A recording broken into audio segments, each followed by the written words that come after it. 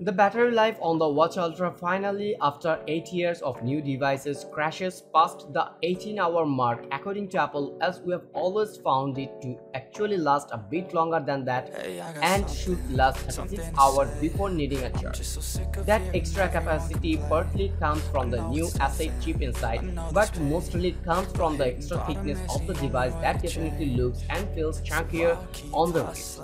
In terms of how quickly you can charge the Watch Ultra, it's not much different to the Watch 8, which uses the same fast charger from the last year's Watch 7, which then ruins your sleep tracking. And if you are like us, you hate the idea of having to not get your data each day. Best keep a charger by your laptop or sofa so you can charge the Watch Ultra up in some downtime. Sure, you will be able to wear this for a night or two in bed, especially if the new 60-hour mode that's coming later in the year, which will take fewer readings from GPS and heart rate etc. comes in, but that's still not enough to be consistent at sleep tracking, and many people will struggle to wear a watch this big in bed.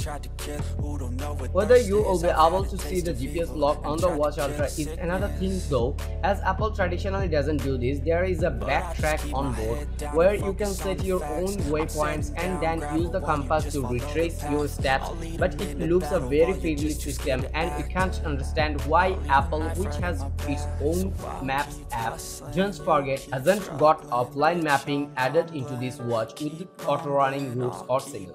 When it comes to fitness, the Watch Ultra seems more geared towards being robust than it does being aged for all manner of sport tracking.